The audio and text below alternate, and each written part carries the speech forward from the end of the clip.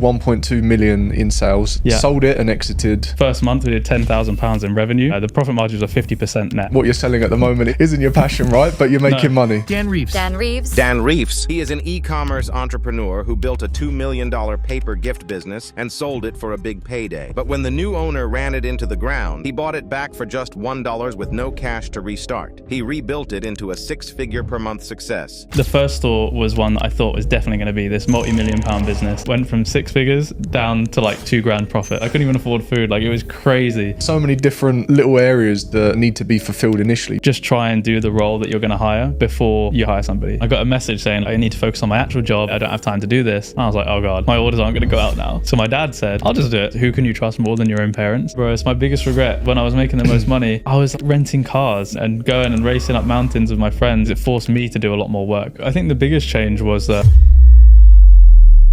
Welcome back to another episode of the TheoClarkePodcast, where I interview e-commerce entrepreneurs. Today's podcast is sponsored by Commercive Fulfilment, and I have the pleasure of speaking with Dan Reeves. Dan Reeves, how you doing, my man? Very good. It's a pleasure to be here. It's an absolute pleasure having you on. Really, really appreciate you coming down, and really excited to have you share your story on the podcast today because it's quite unique, and I don't want to give away too much. Like we said earlier, I want to kind of leave you to kind of walk people through that journey, but the moral of the story is you launched a dropshipping store and made over $2 million by dropshipping paper on Shopify. So that's a hook if I've ever heard one. Yeah, pretty much. I'll correct you on one thing. I actually never have dropshipped, even though I know that's a starting point for most people. I always ended up buying a little bit of stock, shipping it out myself, and just kind of doing that until I employed somebody to do that part for me. But yeah, everything else is correct. It is literally just paper. My mistake. I apologize.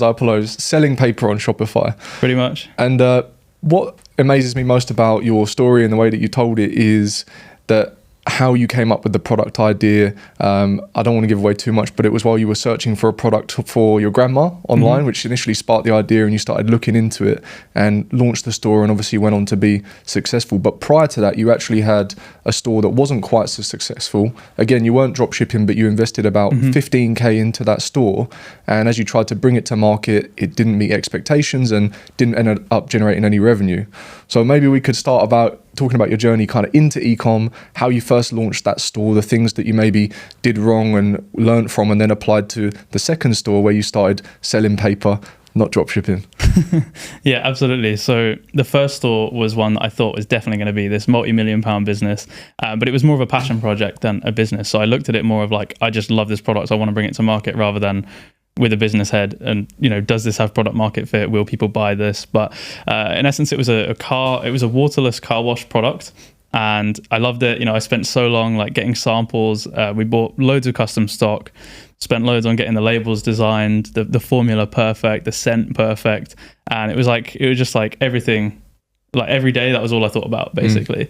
And I didn't know about ecom at this point, by the way. Like, this was just like, I had an idea for a product, and then I had to Google, like, where am I going to sell a product online? And Shopify was the number one result. So I kind of fell into the ecom industry. And that one, you know, I spent like £15,000, like pretty much everything I had at the time on this brand. And I just thought it was going to be this massive success. However, when we started running ads and everything like that, I had a business partner who was a media buyer. So very, very talented in Facebook ads. And they were doing all the right things, but the results weren't coming in, and it was super unprofitable. So at that point I was like, okay, what are we going to do? So we continued running for a bit, just losing money every month until we realized like, this probably isn't going to work. And we just kind of had to face facts. It's just not going to work. It's difficult once you've invested so much time and energy into something, especially if, like you say, it was a passion project, which I don't think is necessarily the right or wrong thing, but sometimes following your passion can kind of sway the decision making. Do you think? It. And that was the problem, really, is that the decisions were more emotional than logical, I guess you could say. Yeah, and it does happen, and I think there is a time and a place for following your passion, and that's not to say you can't build successful businesses that way, but I think you took what you learned from that route, and I think what you're selling at the moment isn't your passion, right? But you're making money. No, and that's exactly it. The second brand flips it on its head. Instead of spending 15 grand, I spent 500 quid on ads just to test it, and you know, a tiny bit, like let's say a couple $100 on the stock, which was made of paper, so very cheap to buy. Fulfilling it all myself, making it all myself. Didn't like pay for anything externally. Just kind of free Shopify theme. Like, I really did it on a budget. and it flew. It Because took you off. had to though, right?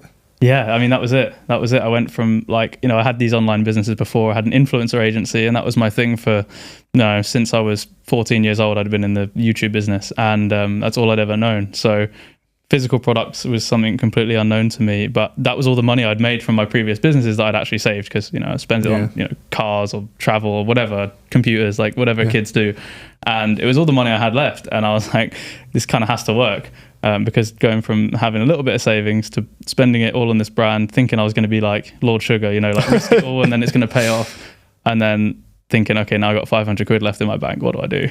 That was a humbling moment. But yeah, it's true, like when you have that fire underneath you, you kind of have to make it work, and I'm very glad that it paid off. Like, always very grateful for that. Diamonds are made under pressure, right? Like, it's true. I always feel like when there's a fire under your feet and you've got urgency or pressure to get something done, as long as you don't give up, provided that there is opportunity there, it always kind of just finds a way of working itself out. And clearly that's what happened to you. But where you actually came up with the idea for your second store was while browsing online for a present for your grandma, right? Yeah. So it was something that my nan had recently been talking about, and I just thought when I saw it, or rather, I already known about it. And to preface it, like, this business model's been around since like the 80s, 90s. Like, it's been around for a long time, like 30 years. It's just never in like a super modern digital form. So like they would be advertising in newspapers or on TV appearances on like breakfast news shows, and I'd always like known about it in the back of my head. And then when my nan was speaking about this particular topic that she was interested in, I was like, this is the perfect gift for her. So when I went and searched for it, I was like, is it just me, or does this seem like really easy to make? Like, could I literally could make this myself? Why am I paying somebody to do it at a premium? And I thought, let me just try it, because I'm like, because if I can make this myself, then I can sell it myself. And it was like my little entrepreneur brain was just kind of going off in that direction. So that's exactly what I ended up doing. And I felt like I made a superior product to what was available in the market. So I was just like, this is an instant yes. I have to at least try this. The only problem was, obviously, I had no money and I had no experience running Facebook ads. So that was like my main hurdle. But the reason I say Facebook ads is because that's like the main medium that the competitors weren't using.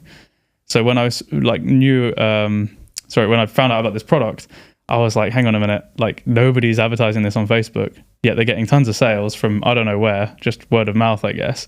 Imagine if someone to run Facebook ads, like direct response ads for this product.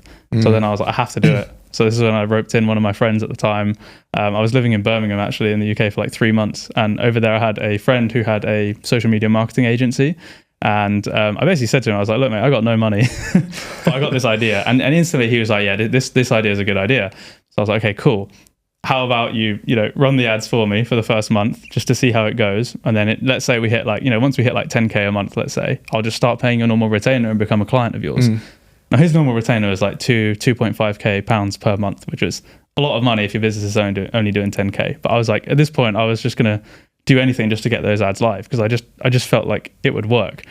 And lo and behold, first month we did £10,000 in revenue, and the profit margins were 50% net, which is like crazy.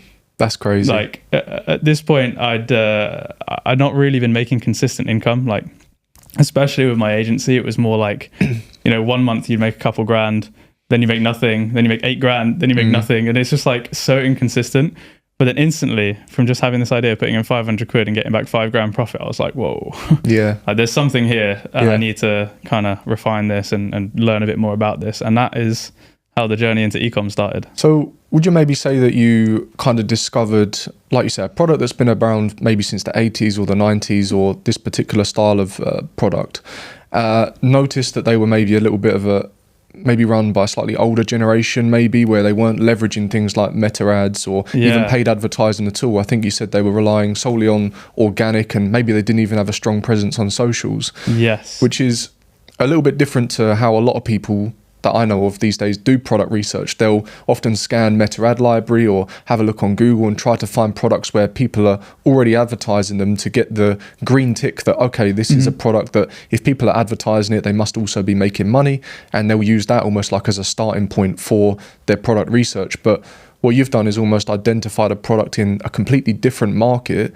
which is maybe why not many other people have done it, because it's just not fallen into their research process, do you think? I think that's very true, because if people saw the product, and this is why I don't say it online, Of course. it's so low barrier to entry that like it's almost like people don't even consider it, because it's just not in their line of sight. But if they did, then everyone would be doing it. Yeah. So it's a funny one. But like you said, the founders of the competitors are like 60s, 70s now in terms of age. And their websites, apart from one, literally like one had a modern website, but their websites, like, I don't know if you've ever seen a website from like the 90s or the early 2000s. Yeah. They've all got this flat, distinct look, and they all look like that. And I was like, oh my God, if they're making money from this, imagine I work up a Shopify store and I put some UGC together, and that's exactly what I did, and it worked. But yeah, I couldn't believe it. I couldn't believe that no one had done it more than anything. And you mentioned prior to that you had an agency, and that was to do with UGC as well, or content creation, was it? Or so that was actually managing YouTube influencers. So back in the day when I was like 13, 14, I started a YouTube network, which is what you used to have to use to get ads on your videos before AdSense was like mainstream. So you would partner up with a network. They would take, let's say, 10% of your revenue or whatever it might be, and they would put the ads on your videos, plus give you like a rep. So you knew the power of influencers then, which is why, is that kind of what led you to start at that point? Even though you'd never used meta ads before, you'd never kind of launched an ecom brand apart from the one that you tried prior that wasn't successful, but you still knew the power of influencers and how to leverage those. And is that why you kind of started there and why you decided to go down that route? Yeah, because bear in mind, I was like, so when I transitioned from the YouTube network, which is like the YouTube ads that you skip before a video, to the brand deals side, that's when my perception really changed. And YouTube kind of made it very difficult for loads of networks to exist, because everyone's just going to AdSense. They get 100% of their money minus YouTube's cut.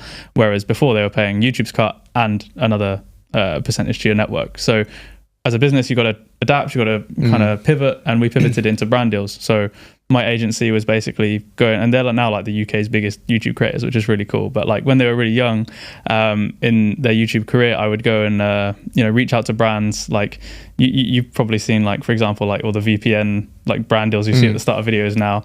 I would reach out to them and say, hey, it's this much money for a 90-second or 60-second integration into this person's video. And then I would take my 10, 15%, whatever it was. And when I saw how much money these brands were putting up, like I had one YouTuber, for example, they paid him £11,000 for 30 seconds at the start of the video. And I was like, this guy's getting paid 11 grand for less than a minute of talking. And like they have insane influence on like purchasing decisions.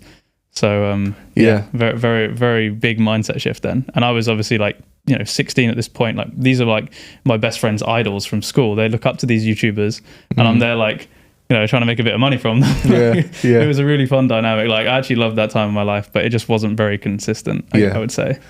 But it puts things into perspective, right, of kind of what is possible, and maybe got you thinking about different ideas out of what you were already doing and stumbling into ecom and stuff like that. So you then went on to build a model where, you were kind of, you weren't getting paid for your time. It was more based on what you'd built. And I don't want to skip ahead too much, but I know you managed to delegate a lot of the things within your brand as you started scaling it up, and you didn't actually have to work too much at all, other than sort of like a few hours per week or putting out fires and things like that.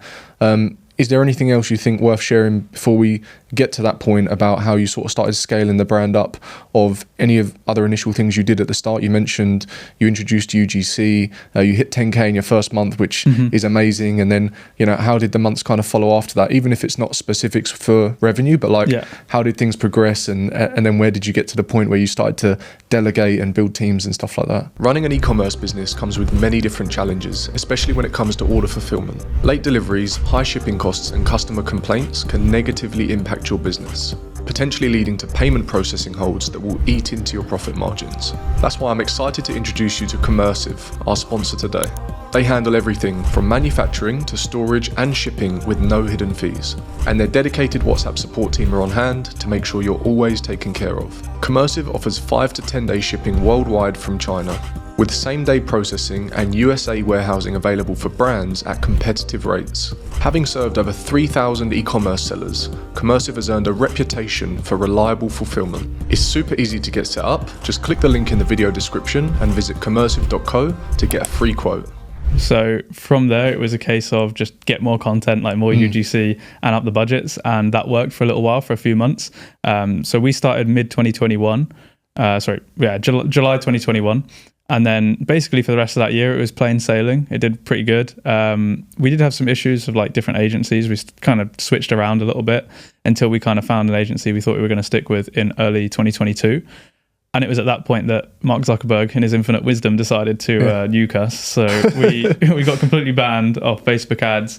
I can't remember if because we've had a lot of issues and it kind of like merges into one for me. But I think there was like a few like rejected ads at the start. Then we would appeal them and they'd be like, oh yeah, actually they don't break the terms of service.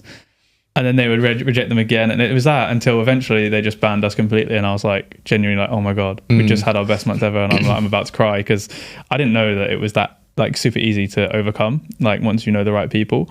At that point, it was like my whole business had just been shut down overnight. I was like, I don't know what to do. Yeah. But I was in Dubai by this point. So plenty of agency owners and ecom brand owners out here. I was just kind of like spammed everyone, like, please help me.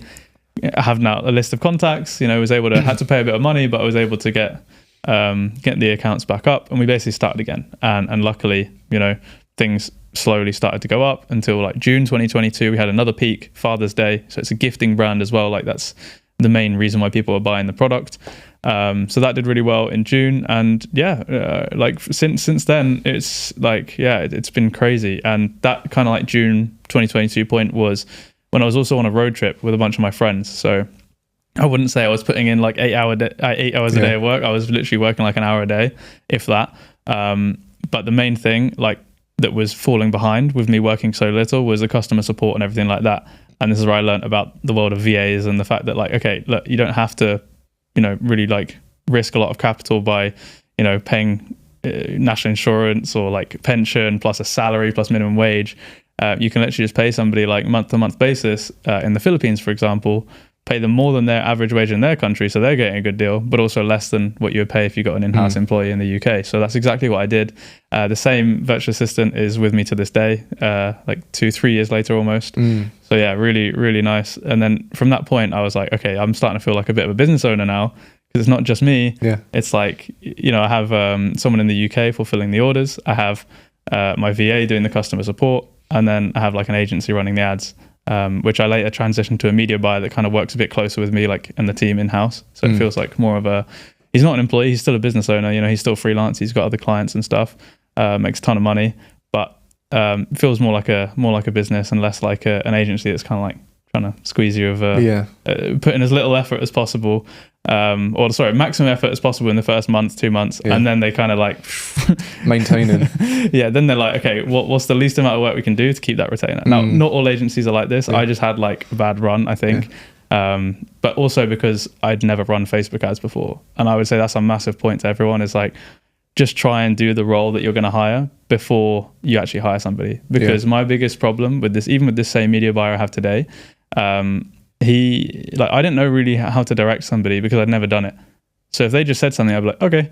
Yeah. Whereas now I can say, but how about we try this? How about we try that? Or I had this idea. Can you implement that in the ad account? Yeah. And having a bit more of a business owner's approach, like it just completely changed everything. You can play devil's advocate, can't you? You can query things, you can question like the thought process maybe behind action in certain things, and maybe you agree or disagree with them. But regardless of what happens, you have the opportunity to at least discuss it, which I think is the important part about that. Is just, and that's the thing with ecom. It's one of those business models where you kind of have to know quite a lot of everything, at least initially, or you have to at least dip your toes in it, like getting the store built and set up, like potentially hiring your first employee, which in most cases probably a VA or a media buyer, potentially running some ads by yourself, optimizing the site for conversion rate, or setting up some basic emails and that kind of stuff, customer support. So there's like so many different little areas that kind of need to be fulfilled initially, but then like you say, once the core of everything is built and maybe you've built like a close-knit team, you're able to then not necessarily sit back because you still have roles and responsibilities, but you kind of got everyone doing the roles and fulfilling in what you need them to fulfill, and then it's like, hang on a minute, you can go on that road trip with your friends and sit back and hear your phone just keep getting like making that cha-ching noise, you know.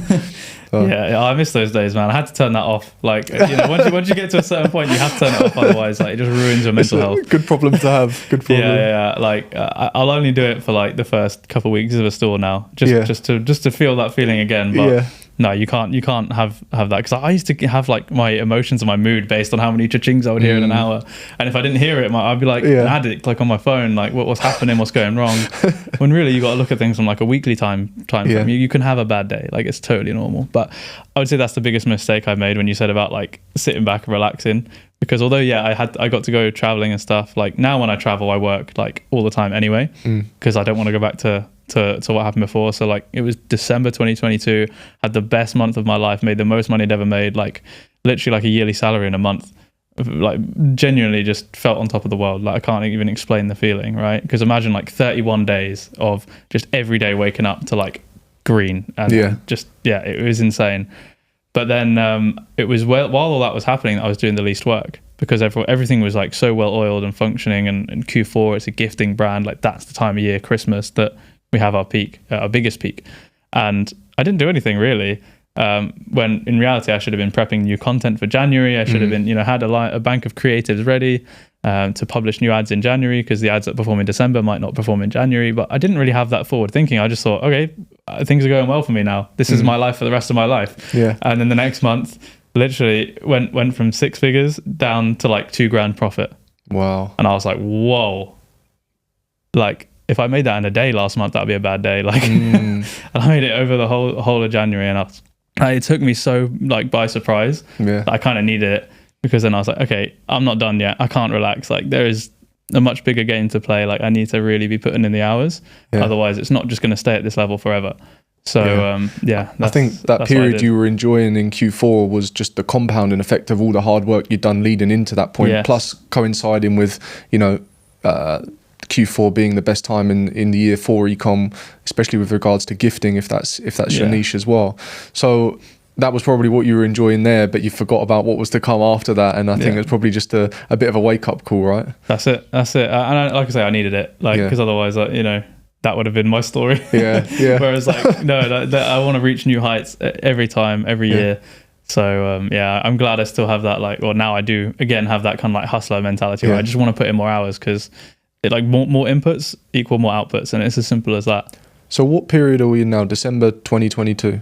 So like coming into January 2023. Oh, sorry, yeah. So like it was in like October 2022 that I already decided that I wanted to like list the store to see, like, just because I saw a tweet, I think, about someone exiting their brand, or it might have been even a video from a YouTuber, I can't remember. But something made me think, oh my God, I've got a brand. Like, how much will people pay me for that? So I ended up like listing it, but then I took it down within like a day, because I was like, hang on a minute, like Q4 is coming up, like October, November, December, like it's going to be our best time of the year. Let me get those numbers into the yearly P&L, because obviously the way that people value businesses is your trailing 12 months.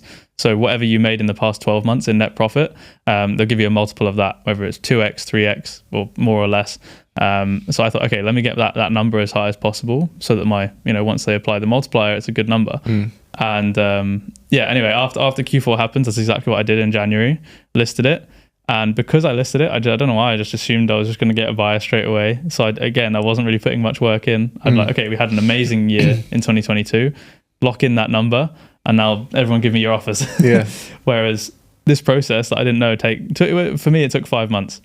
And obviously, if you have then 5 months of red or like no growth, then it's going to affect your multiple quite massively, which it did for me. But I listed it in January 2023, and funnily, I had like 20 people message me on this online platform. I use Flipper, and on that platform, I had 20 people message me, but it was the very first guy that ever inquired on that listing that ended up buying the brand. But it just took a lot longer than I expected. So you actually exited, well, I guess it was your first ever attempt at an ecom store, but you went on to exit that, which is amazing. Not many people actually get the opportunity to do that. So that was a crazy feeling, honestly. Like that, I genuinely just thought, wow, like somebody has parted with a lot of their money that they've earned in their career and just given it to me, because whatever I've built is valuable enough for them to do that. And that was just crazy. I remember like that day, because with this whole due diligence thing, it was every day for like 3 months. We're like, today could be the day. Today could be the day. Today, and it was just like every day I was like, oh my god, today could be the day, and it never was. And it really like got to me. I was like, oh my god, I just really want this to happen. And some points you think it's not going to happen. Yeah. Some points you think, oh, I'm not going to get as much money as I thought. All this happened, and the day it happened, I went with my girlfriend at the time, and I was just like, we're just having a day. I'm just doing nothing. I'm not looking at any screens. We went to a beach club and just like led on a beach. I was like, I've done it. Made it. Took it all in. Yeah. Retired. Yeah. Oh man, that was a good feeling. But then like the next day you realize, okay, this is not generational wealth. Like, what do I do next? Yeah. And I guess that's a good segue into what happened after that. Is the guy that bought it off of you, you end up having the opportunity to get back involved in the brand that you'd sold, right? Yes. So I got a lump sum of cash up front, and then I had an earn out, so like a monthly payment based on the brand's performance as like my whole exit package, and that was going to last for 18 months. So I thought, okay, for the next year and a half, my bills are paid, and I can use this lump sum to invest in whatever I want to invest in. And for me, that was a software. I was going to build a software for agency owners because I knew so many in Dubai, and they all have the same problem, which is, you know, outreach at scale and getting new clients. So I thought if I can help them get new clients, they'll pay me for it. I ended up spending a stupid amount of money into this software, near 6 figures cash, and I was just like, so again, same as like the first Ecom brand, I was like, this is the one, this is gonna work. Which I don't know if it's a bad mindset, I don't know, but I did that, and it took, you know, I spent months and months building it throughout 2023, working with my dev team. Like I was traveling a bit, you know, enjoying the exited life. Literally like working while traveling, working on this software. Developers were working on that. And it just was like the most difficult process of my whole life. Like software is a different game altogether. And like, that development process was rough because just nothing goes how you expect it to go. Everything goes out of budget. Everything goes wrong. And you're like, oh my God, how do people do this? And then you're like, okay, you instantly realize I need way more money to do something like this. And if I'm going to do that, I'm going to need to sell equity to investors, do like a raise, a couple million quid or whatever. And then I'm going to be working for them. Yeah. And I'm like, this is not the life that I want. I miss Ecom, you know, pressing some buttons. Do sales come in or not? Yes. Then up the budget. Like, so that was like, that was the point where I realized, okay, I really don't want to do this anymore. But I basically like spent over those like 6-8 months or however long it was, I had no income because like in the meantime, this store, the guy that bought it from me, he's a very successful software entrepreneur, ironically. And I think he bought like an Amazon store and a Shopify store, which was mine, and then physical business and something else. And to be honest, he had a lot of money, and I don't think he needed my brand to work. Not to say he didn't want to, but he also didn't have any experience in ecom. So like he just hired an agency. He didn't give them like any new creatives or anything like that. Nothing fresh. Didn't change the offer on the website. Left it exactly as it was when he bought it, and just kind of left it to die for 6 months. So they lost money 6 months in a row. So I didn't get any payout for 6 months. So I'm just like using my savings, and I'm spending a lot. You know, I'm traveling. I'm like, it'll be all right. It'll pick up soon. It's Q4, and then Q4 comes around, and he's like, okay, we should make some money. They did make a little bit of profit. I think they made like 20 grand profit in December, and then he was like, yeah, I'm going to shut it down in January, like January 1st, because I don't want that big dip to happen again. And I just want to take what I've made in January to go against the losses of the past 6 months and call it quits. You know, this one didn't work for me. It's not for me. I got bigger businesses to work on, lots more money to make elsewhere, that's more aligned with my skill set. So I was like, oh, okay, interesting. He's like, but do you know anyone that wants to buy the brand? And I was like, well, no, you've lost money for 6 months in a row, so I don't think anyone's really going to see much value in it. So then he was like, well, probably just going to shut it down, but obviously that means you lose your earnout agreement for the next year. And I'm like, yeah, it does. What are we going to do about that? But honestly, nicest guy ever. He was like, look, let me like just give you the brand back as like payment for the earnout. You know, you keep whatever you've been paid so far for the deal, and then you just take the brand back. We call it quits. He didn't have to do that. There was no agreement. Like, you know, he could have literally just let it go to nothing. He wouldn't have owed me a penny. So really nice gesture from him. Obviously had to legally buy it, so it was for £1. I bought it back for £1. We signed the agreement. I sent him £1 on Monzo, and I got the brand back. That's crazy, actually, sending it via Monzo. Of course, obviously you paid him, but at the time, sending you £1, but you got to do it. Yeah, especially if you compare it to what you earn from it as well. It's like, but obviously it was in a much different place when you sold the brand. Like you mentioned, there was no new creatives. He just continued running what was there or via an agency, and we don't even know what the competency of that agency was, or you didn't really know what had been going on. So they ran, I think it was 2 ads for 3 months straight, like Crazy. in Q4, and they still made like money. They still made tens of thousands in profit in Q4. So that's what made my brain think, this is crazy. With 0 effort, it's still making 20 grand a month profit. I'm like, whoa. Yeah. And I guess that goes to show you at its core the proof of concept behind the product and the model, and most importantly, I think what makes it so scalable is the margin as well, right? Because gross, it's like something crazy, like 90%. Yes. Yeah, I think it's just a bit over 90% gross margin, which is pretty unheard of, I guess, in ecom. Yeah, so launched a store, selling paper, took it to initially 1.2 million in sales dollars, sold it and exited. The guy that bought it wasn't able to, I guess, fulfill on his end, or he was busy with other opportunity. The store pretty much comes down to zero again would that have been Jan 2023? Yes, Jan 20. So I took it over on like December 30th. 2023 actually. So just after Q4 when you've had that peak. Oh wait, are you talking about when I bought it back? When I bought it back, so 2023 was the year I was kind of distracted with the software. So end of 2023, December 30th or whatever it was, I took the brand back.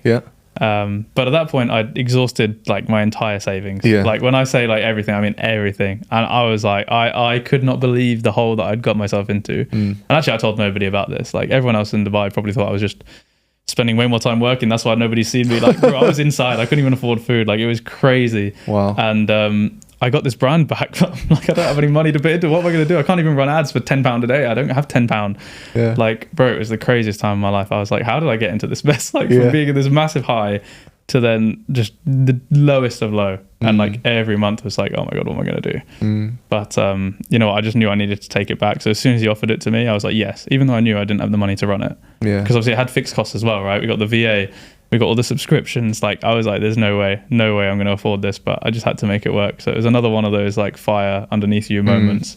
But I'm glad I did because even though I had no money to run ads in that January when I took it, so I took it back on the end of December. So January is our first month running it again. And that was 2024. I did like £6,000 or £7,000 in organic sales, just kind of like trickling over from the last month's spend. And of that, I think it was like £4,000 or a bit more was profit because we had no expenses, like no ad spend. And I was like, oh, this is crazy. Like I now have £4,000 to like just put back in. And literally just snowballed from there. So January we did £6,000 and then December we did like £200,000. Wow. So hold on. Oh yeah, the December prior. Right? No, the one after. After. So when I took it over in January, it was doing 6k a month revenue. And then we just finished off that year with 6 to 7k a day revenue. 2024. Yeah, amazing. So, but all from that organic money that came in at the start. If I didn't get that, then I don't know, I would have had to get a loan or something. I took for the ad spend. I don't even know. Yeah. So you reacquired your previous brand and then built it back up to even greater heights than where you'd managed to do before. Yeah, like double. Amazing. So it was a little bit different this time though, right? Because, well, I guess you were in the same situation as when you first started it. You didn't have any money apart from that 4k profit that you got off of the first month of organic sales. So how did you then begin like redistributing that, or did the approach change at all in scaling up in 2024 than what you'd done the first time you scaled up the brand? Yeah, so I think the biggest change was that I didn't have any money for an agency retainer or a media buyer or anything like that. So, and actually like, I was like, okay, so I know like Facebook ads, we've proven that's the way to grow. Like that's the way we get the majority of our revenue. However, I don't know how to run them. So my first port of call was to learn how to run them. So I would watch YouTube tutorial after YouTube tutorial. Luckily, I have a good friend in Dubai as well that's very, very skilled in that area. So I would, go for a dinner with him and just literally just get him to just speak about what he's doing, like his strategy. And I would just try and replicate it in my ad account. And I just started testing all these little campaigns and, some were profitable, some weren't. It was a rocky start, but instantly we were getting to like decent revenue, like not crazy profit to start off with once we started running ads, because I used it as like my own sandbox. Like this is where I'm learning. And I wasn't getting this money before anyway, so I'm not losing anything. I literally just tested a bunch of campaigns, saw what worked, saw what didn't, and refined that over the course of the year. And then again, like June, Father's Day, I think we had a big peak, and I was like, okay, so like I've done something, it's worked. Like all the work up until that point, thankfully we managed to figure out what kind of style of ads worked and what didn't. so that we could just scale what worked in June, which is one of our peaks. And then I knew the next one was going to be in Q4 in like November, December time. So again, back to learning. And this year I was just like, my biggest difference this time was just trying to keep it lean, keep the cost down.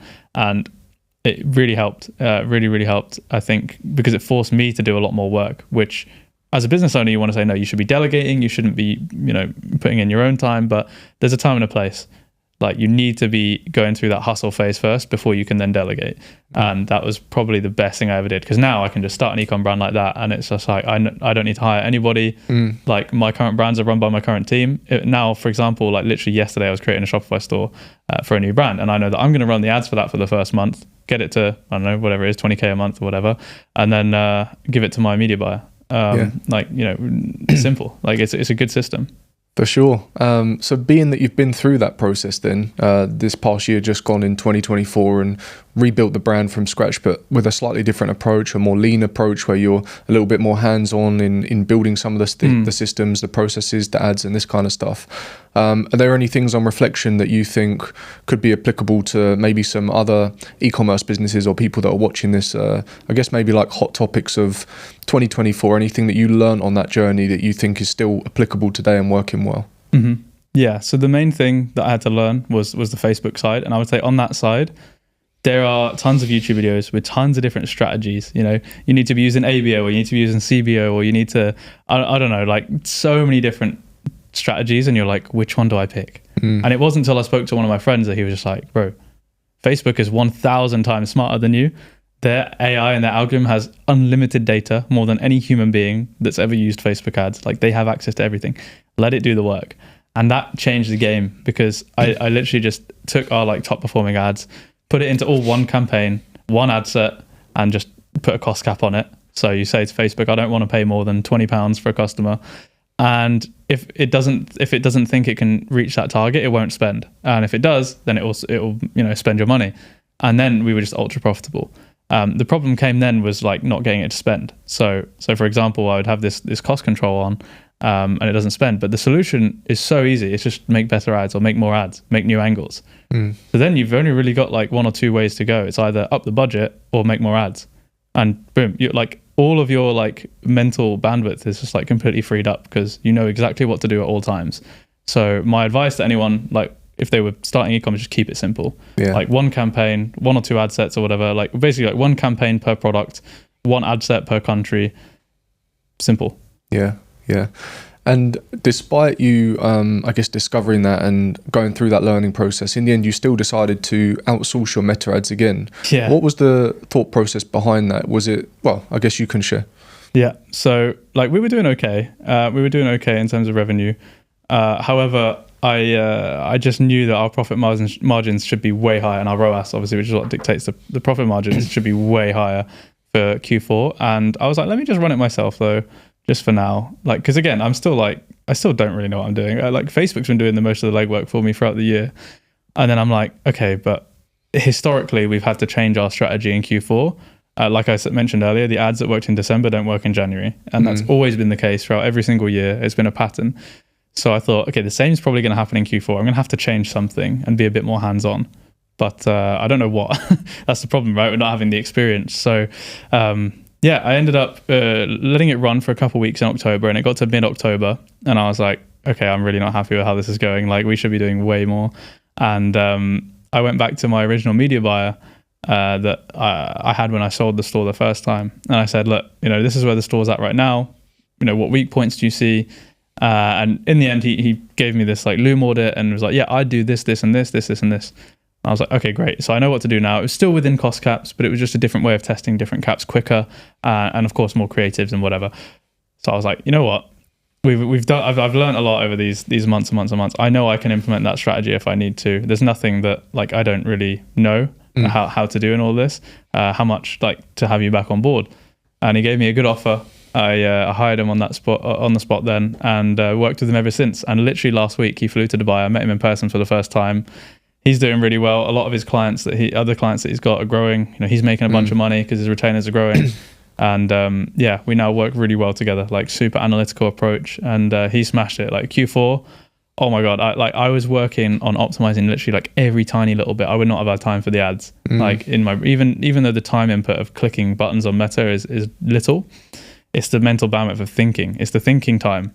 And I was like, I just don't want that right now. Like there's so much else to focus on, whether it be emails, whether it be customer support, whether it be fulfillment. That's a big one, which we can go into. But yeah, having that taken off my hands, I think it was at the perfect point, because it got so busy after that point, I would not have kept up with it. Yeah, I think you're right. It's just the mental capacity, isn't it? Like you say, in short, is it that much work inside of the actual ad account? No, but it's the strategy behind it, the data analysis, knowing what to do next, you know, because like you say, there are times where you maybe have a slower day or things start to downtrend or creatives start to die off. How do we overcome that? And it's that mental bandwidth that you need and the diligence to be able to keep scaling and growing during your best time of year. So I think it's what you have been able to do, it seems, is I think you've made a good judgment call on kind of like when to delegate and kind of who to delegate to, but you've done it by still managing to build quite a close-knit team. Like you've used the same media buyer, you've used the same VA, the same person fulfilling the orders, which we know who that is.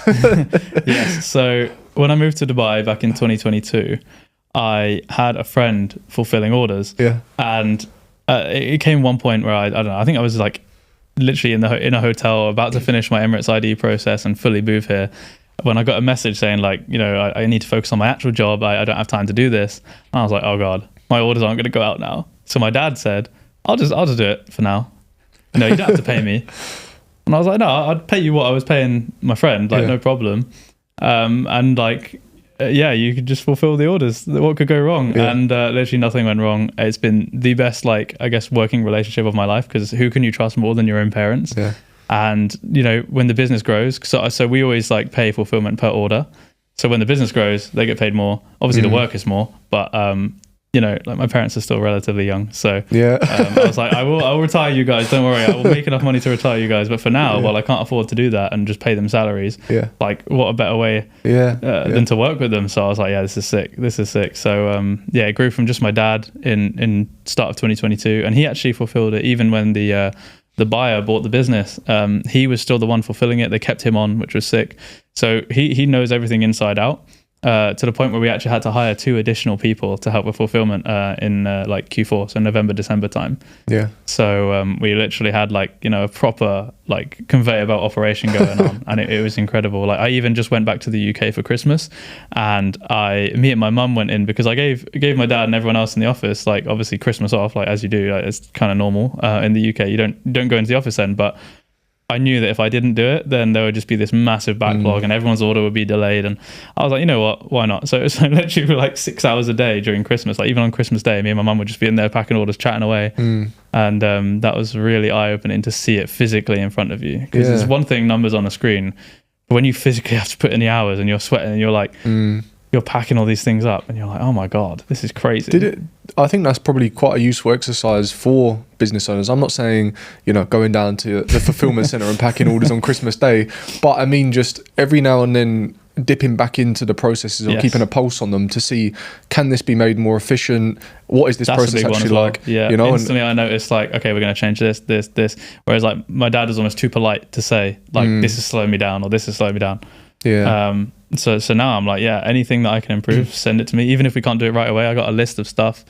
Like a lot of our stuff is automated with like custom Shopify apps to help make, because it's a personalized gift brand. So to help, you know, everything be kind of ready to just print for the fulfillment guys. That's all done by an app. It's automated. How can we make the app better? All this, that, the other. So now I have a list of stuff just from going back there and hands-on being there. Yeah. I highly recommend it. And even like, no matter what stage you get to, like, have you seen like Undercover Boss? Yeah. The TV show? They always find something, you know, whether it's scripted or whether it's staged is just like the point. Like, they always find something that they could improve or something that's going really well they didn't know they need to praise or reward someone for. So I think it's a great exercise. Yeah, I think that just goes to show the importance of understanding the process as well, and being, I don't want to say in the trenches, but you get the idea, like, you know, being in the weeds, like seeing what's going on, how can we actually improve this and make it better?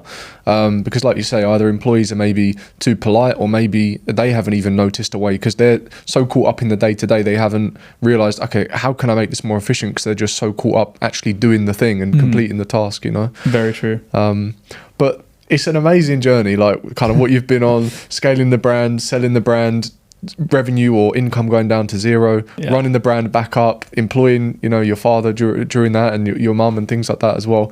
So it's been quite a journey that you've been on, and I guess you know, worth reflecting on as well, like what you have done and what you have been able to achieve, because it's impressive, and you should be proud of what you've achieved. Thank you. This time last year, I was living with my parents at age 27. Today, I live in my dream home in Dubai. If I knew then what I know now, I could have achieved this in 6 months instead of 3 years. Within my Google Ads Ecom Academy, you can learn how to scale e-commerce businesses with Google Ads. These strategies helped me work with known ecom brands like Cheese Geek, as seen on Dragon's Den and invested in by Stephen Bartlett. I also scaled my brother's business, Trope Official, to 1.1 million in sales in 12 months, as well as many, many more. The Google Ads Ecom Academy is designed for all levels, beginners, intermediates, and experts who want to learn how to successfully scale e-commerce businesses. If you want to win with Google Ads, see the video description for more details. All right, now back to the podcast. Now we're in 2025, so what are your plans moving forward? Maybe you've got some specific goals, maybe you've got not necessarily just revenue targets, but like I assume you want to keep growing the brand. What have you put in place to start doing that, or how are you going to go about doing that? Yeah, so I think the setup we have now is the most streamlined we've ever been, because every department is handled by somebody, and that's like their main focus. Whereas right before, it was me splitting my focus between all these different things. So right now we're so primed for growth. It's basically just on me now to make sure I'm, for example, supplying the media buyer with enough creatives or whatever. So that'll be my next role. As we grow, I want to hire somebody that's just full-time on creatives.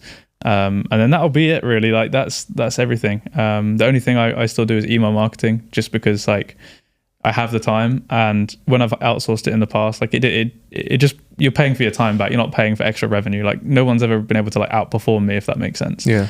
So I just do it like once a week on a Monday. I'll schedule all my email campaigns for the week. So in terms of the main brand, that's sorted. I have a secondary brand that I started mid 2024. That's really cool. Recently got it to its first 3K days. Nice. So, 3K a day is like the golden number in ecom, right? It's like 100K a month, like revenue. So you're like, okay, I'm doing something right. So that one, at the moment, we've got really good, like, I don't want to get too technical, but like cost per click, like we're getting people on our website really cheap. It's just has a very low conversion rate. So like, that's something we're tackling. But yeah, grow the first brand, grow the second brand. We have a third one, which is really new. And then another one, which I'm working on. So basically, for as long as I have extra time during the day, like I just kind of like said to myself, I'm like, bro, why are you so scared of working so hard? I don't care anymore about being this big business owner that can just sit on a beach all day. Like these are the years before I have a family and a wife and everything like that I can just put in the hours, make as much as possible, and then later on invest that and have that security, I guess, for my future. So yeah, just more brands, more stores. That is my motto right now. But I'm not testing like 5 products a day. My goal is to find 1 product a month, because as we were speaking about before the podcast, like I have a very much like sniper approach, like rather than just like spraying. And actually both strategies kind of work. Like I know a guy in Dubai that just sprays and just tests as many as he can and then scales the one that works. But for me, it's like I always like finding those like unique, quirky little ones that have like 80-90% margins that are just so easy to scale. Because for me, I'm not the best Facebook advertiser in the world, but because my margin is like 90%, means the ROAS I need to break even is so low that for most people they'd be losing money at the level that we get when we start a brand, like the ROAS. So yeah, it's so helpful. So yeah, that's the plan, man. Amazing. So you're just gonna, when you see opportunity and you have the time available, continue building more e-com stores, always pushing for that higher margin. So you're approaching, I guess, finding these products. You said you look for like 1 opportunity a month. I know you're probably just kind of always thinking around the idea of selling products, and maybe ideas come into your head when you see things, but do you have like a specific kind of structure for it, or do you just sort of go with the flow, and if you see something or come up with something, you just explore it a bit more? So for me, it's literally just been about rewiring my brain, which is a horrible answer because everyone wants like an active task they can do right now. Like for example, like I'll look on these spy tools and see what ads are running at the moment, but 99% of the time that won't be the product that I would want to sell. It's almost like that looking through these spy tools or the Facebook ads library is what makes me think of a different product that can solve the same problem. So for me, like you can start in 2 ways. So for me, I usually start with a problem, and then from there branch out to, okay, what are the existing solutions? Like if people are making a ton of money with them, then okay, what other solutions can I create to the same problem? Because like people have proven, like for example, acne, right? People, skincare, like moisturizers, whatever, like the creams have existed for a million years. But when someone brought out a red light therapy wand, it's solving the same problem but in a unique way. Yeah. And that blew up. So it's almost like, okay, what are people spending their money on? What problems do people want to solve? And you can come at it from that approach. Or I'll look at like existing products and think, okay, that's cool. How can that be used, as another angle or to a different market or whatever? But they always come to me through like my own scrolling, like TikTok, Facebook. Like, I'll be scrolling, I'll be like, that's genius. So like my second brand is one that I saw on TikTok, and it was an Australian brand. And I was like, that is genius for an ecom product. I checked in the UK, literally one company running ads, and I was like, boom, there you go. So a lot of the time it's just, and actually, the third brand, the newest one, is one that I saw in the US that was doing really, really well. Got like 100 million views on a TikTok, and there wasn't one in the UK. Wow. So a lot of the stuff is like spotting what's working and then just sending it to a new market or with a new angle or whatever. Yeah. That seems to work. But and being quick to capitalize on it now that you have the existing team, right? Like you said, you built the Shopify store yourself, but a lot of the other departments are pretty much well systemized now, where do you maybe leverage your existing resources and get them to help on new stores, or do you kind of build it up from the get-go, and then when it's actually got proof of concept and some scalability, then introduce your existing team? Yeah, so a little bit of both. I like, I guess, sharing resources throughout all. So right now 3 brands. And for example, everyone I'll start myself, and then after a month or after 2 months or however long it takes to get traction, I'll then say, okay, VA, now you're on the customer support, and here's the SOPs and whatever. But I'll do it myself for like a month or 2 to like build out those templated responses and the SOPs and everything like that. And then once it gets to another certain level of profit, then I will give it to my media buyer to like kind of like try and focus on the numbers a bit deeper to scale the ads. Whereas I'm looking like very high level, like ROAS and margins. Whereas he's like obsessed with every little number, and those little tweaks can make such a difference. So it's like a very gradual process of like the VA comes on here, then you go a bit further, then the media buyer comes on, and so on and so forth. So I love it. It's like it feels really well oiled now. Whereas before I was very much winging it. Whereas now I feel like I really know what I'm doing. Yeah. So yeah. I think that's when things really begin to change, when the structures are in place, the systems. And I think that's one thing that no one really gets taught, is how to build a team, how to delegate, how to leverage automation. And, there's so many different tools and softwares and different pieces of advice out there on how you can leverage this or outsource that. And sometimes it can be a little bit confusing knowing what to do and when. I think like the when part is super important as well. Everyone now wants to, well, not everyone, but like people want to achieve the most of doing the least a lot of the time. But it's always the guys that are in, I'd say, like, it's a common term in ecom, I guess, like in the trenches every single day, that are actually putting the work in, regardless of what the revenue is at the back end. It's like, I'm here, I'm turning up every single day, whether that's 5 days or even 7 days a week, and I'm doing something, and I'm working towards something, or I'm putting out fires. And those seem to be the people that get the furthest. I'm sure there are people out there that are still working the 4-hour work week, or doing a couple of hours a day. I'm jealous of them, man. But yeah, for me, But are you though? Are you jealous of them? Because like you said, you're in a groove now where you want to put the work in, and I think it probably provides you with a sense of fulfillment, right? That's it. Like, I don't hate it either. Like, even after, if I work for like 8 hours straight at the desk, I'm like, okay, I feel like one part of me is like, okay, I kind of lost that day, but then I'm like, okay, imagine like the life I'm gonna have in the future. When it really matters. Like I really don't want to be in a position where I want to, I don't know, I find a country that I want to settle down in, and then I want to have kids, but then be worrying about like money and packing orders on Christmas Day. Packing orders and business, and I'm like, I want everything to be kind of sorted by then. So I'm more than happy putting in the work now. I'm living in an incredible place. I get to meet people like you just by chance, just by living here, and everyone's kind of on the same mission. So the energy is good, and I don't really mind the hard work right now. Yeah. So what does a day in the life of Dan look like? I know you're into your training. You've been boxing a bit at the moment, or for some time now. You were dieting a little bit and cutting down. So what does a typical sort of day look like for you with your work blocks and training and all that kind of stuff? Sure. So I'm trying to get up a bit earlier, like 7-8 o'clock in the morning, like nothing crazy. I don't have like a set bedtime, so for me it's just like my body will just sleep 8 hours. So from whatever time I go to sleep, I wake up 8 hours after. In the morning I'll have like a boxing session or a gym session for an hour and a half, and then literally just work lunch break, work again, and then in the evenings is when I leave the house. So everyone's like, oh my God, you live in Dubai, like you're not even tanned, like what's going on? I don't leave the house in the daytime. Today I drove with my sunroof open, had the sun's hitting my head. I'm like, this is so nice, like what a nice place. I realized like a lot of the time I just like, I'm really not taking advantage of where I'm living. So I am trying to, like, you know, even if it's like an hour a day walking, listening to a podcast or an audiobook. I mean, it's hard because right now I just want to like work. But I do want to get outside a bit more. But no, to answer your question, like it's literally just work during the day and train, and then meet friends, go for dinner, shisha, whatever at night, and just kind of like chat business, personal, whatever. Yeah. And it's a nice balance, honestly. Yeah, for sure. I think that's the key word there is balance. Yeah. And I think from the outside, everyone thinks everyone comes to Dubai just to enjoy themselves, sit in the sun all day. I think everyone I know is just working. I did in year 1 and 2, bro. It's my biggest regret. And that's how the whole story happened, right? Is because when I was making the most money, I was like renting cars and going and racing up mountains with my friends, and just like, sure, they would go home and work till 3 a.m. I'll just go to bed. Like, I really wasn't in that hustle mindset. I was getting more motivated than I'd ever been in my life. But when it comes to actually getting results, I wasn't actually putting in the work. So that's something that's flipped on its head now. Yeah. But yeah, no, it's still good. Still a great place to be. Oh yeah, for sure. But at least you've got those, not got them out of the way, but you've experienced those things. Yeah. Make the mistakes young. Like that's a key. Yeah, and you are still, are you 23? I just turned 24. 24. So years and years ahead of you, bro. Like the fact that the things that you've already achieved already, I know that sometimes comparison can be the thief of joy. It's great to compare yourself to other people because it can be very motivating, but don't forget about the things that you have achieved and the age that you are. You know, it doesn't mean you can sit on the beach all day, but you know, reflect on these things, because what you've done is great. You've been through some tough times, and just keep on pushing, bro. Appreciate it, man. Thank you. Yeah. Well, I guess that would be a good note to end on. But Dan, it's been an absolute pleasure having you on the podcast today. Really enjoyed you sharing your story with everyone, and no doubt the viewers will enjoy it as well. Awesome. Thank you for having me, man. It's been good. Thank you.